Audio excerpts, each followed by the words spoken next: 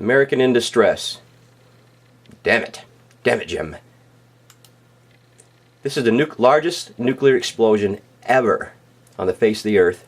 I think it actually rattled windows. It was exploded in Siberia, and it actually rattled windows up in Sweden. Okay?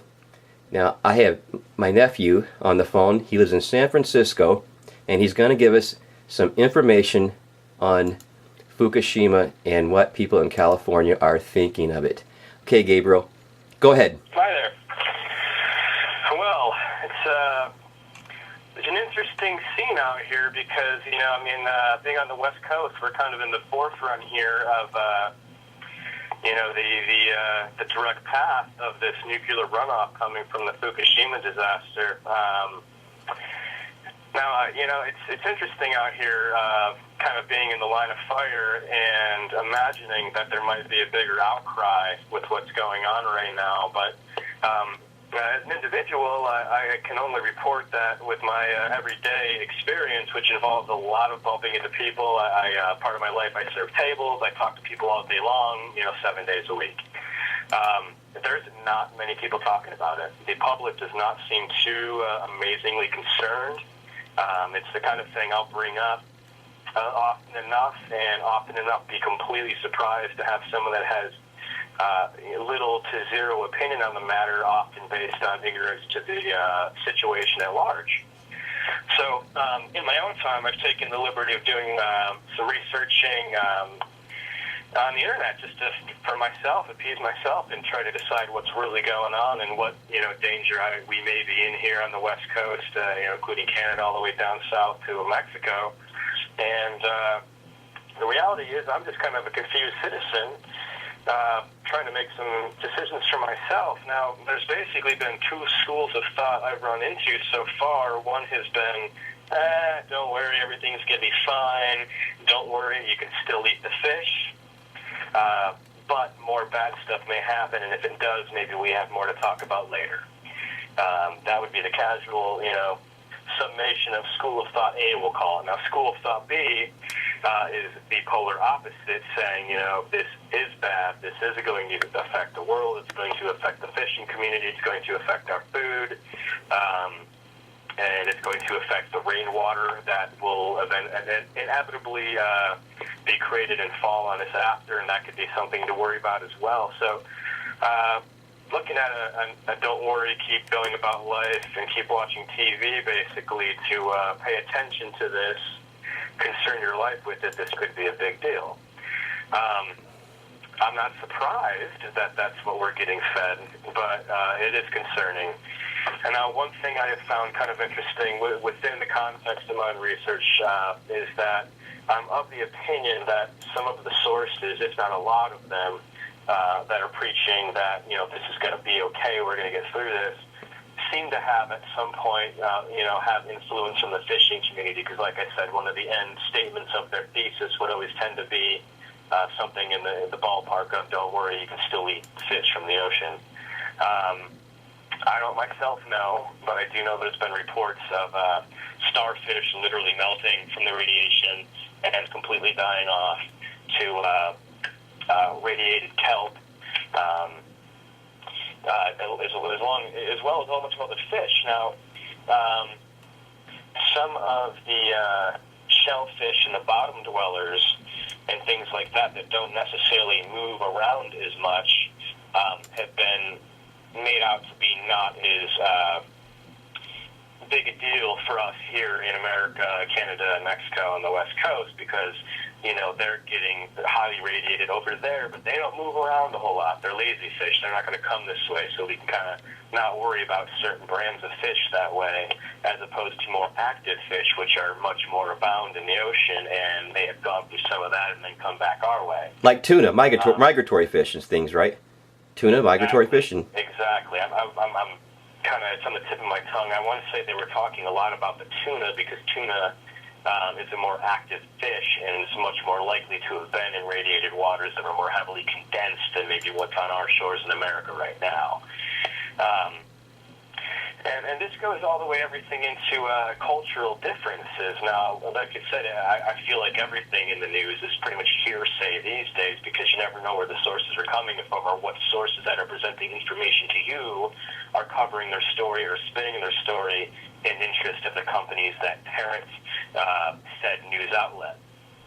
But I did hear, read, and see a little bit about what may have been happening in Japan in terms of cover-ups and blind eyes being turned to the actual situation and officials not coming forth in a timely manner to address the issue as opposed to kind of, like I said, turning a blind eye.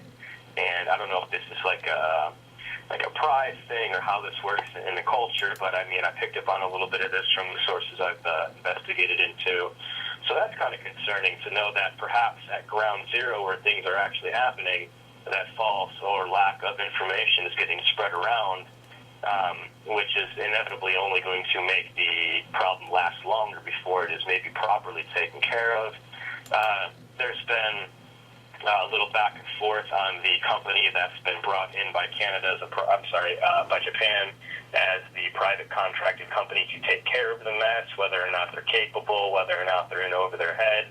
And then once again, what information is traveling to who and how much honest information is really being presented.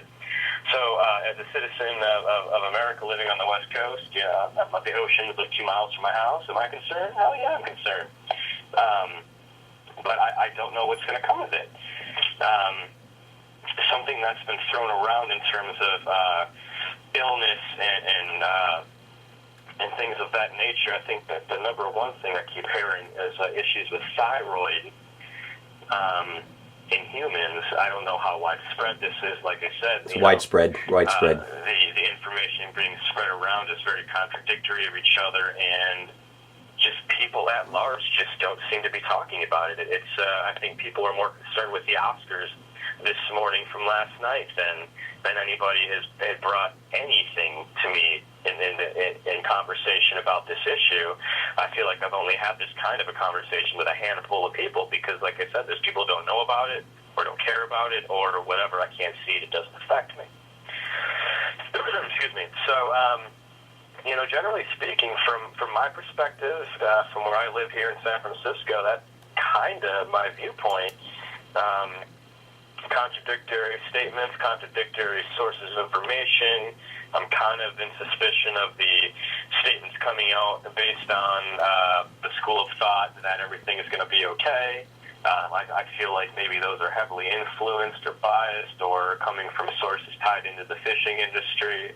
And that makes sense. I get it. Don't get me wrong here. Everyone's got to work. People are trying to save the jobs. But if this is going to be a bigger pandemic to come, then, this is something more people in the world ought to be concerning themselves with. And I don't feel that it's happening. Now, what about, let's go into the radioactive kelp and the shellfish off the coast that now you haven't heard about the Chinese not wanting to buy the shellfish anymore, $6 billion industry. No, that's new information. Now, in regards to that, is this to say that the Chinese were purchasing shellfish from our shores here in America? Yeah, it's big industry. I didn't know either until I had read some news reports somewhere. And but it's big industry. That's really interesting. And that's a sign of the times right there. That's a sign of the times. So no one. Now, what about no one seems to be concerned? You're saying in San Francisco, even though you guys are right, ground zero from the plumes and not only are we ground zero, but San Francisco has a very colorful history with civic pride and protesting for what they think is right on pretty much everything across the board. You're right. And to this point, I'm still really to hear much of an outcry. Maybe I'm not talking to the right people. Maybe there's an arena of people that are out there researching and doing what they can. But I am truly surprised I haven't heard a little bit more. And I would not at all be surprised by the fact that maybe a lot of people are in the same ship as me, just being kind of a little flabbergasted, a little surprised by what's going on, and unsure of what the next step is going to be. I mean, because you want to sit and break this idea down. Let's play a scenario here. Let's go ahead and say that this is in fact a big deal. We should be completely alarmed. All of our fish in our sea are having issues. It's going to affect big industry. That's going to therefore roll off and affect a lot of jobs. That's going to further affect our economy, et cetera, et cetera. Roll that snowball down the hill. The bottom of the hill doesn't look very good. You know what then? Either everyone on the whole West Coast ends up with freaky diseases we haven't maybe even encountered yet, or, you know, a huge amount of people decide they're going to, like, leave and go somewhere else. I mean, that's a big deal. That's a big deal. To displace that amount of people, even a fraction of the people decide, screw it, we're going to leave and we're going to start our life somewhere else and get away from this potential danger to our lives and our kids and our everything. You know, how is that going to play out? How is that going to roll off? I mean, America's in a bit of a crunch as it is in more ways than one. Oh, yeah. And, you know, getting beyond even just the fishing industry, if you want to derail just a bit and consider the possibility of this catastrophe rolling out in the fashion that it very well could, you know, it's bad news. And we will, as a society, have to, you know, lean on each other a bit to try and find creative solutions to make that type of a transition for an entire continent to work. That or, you know, an entire section of this continent could potentially be in severe harm. And that's not just us. I mean, the fishing that happens here, as previous noted, goes as far to China. You know, it feeds a lot of people in this country, on this continent, and beyond. So if China is already saying no thanks to our shellfish exports, you know, that's not just a sign that the shellfish are having issues. That's also a sign of global trade having a hiccup, and that's horrible as well. Oh, yeah. Good point, man. So, unfortunately, from this particular standpoint for right now, if this rolls off and gets worse, I haven't a clue. I'm unprepared as an individual and as a citizen. And I'm a little disappointed that a little more noise hasn't been made, but, you know, my gut says to me that we are going to have some roll-off from this issue. We are going to have some trouble. It's maybe not going to come clear, and people maybe won't start reacting for a while. But then it really does draw on the question of, well, what the heck do we do? Yeah. Where do we go? We don't have the technology to deal with it. To move across the country? You know, how can we make ourselves protected? How can we, you know, how can we take our lives and turn them into something new without having to worry about this headache? And that's kind of a sad thing. It's really unfortunate. That is. And now the cat just dipped over a bowl of water, man, so I kind of lost my thought of concentration. But now there are scientists actually saying, Gabe, I heard this, man, that we should evacuate the West Coast already.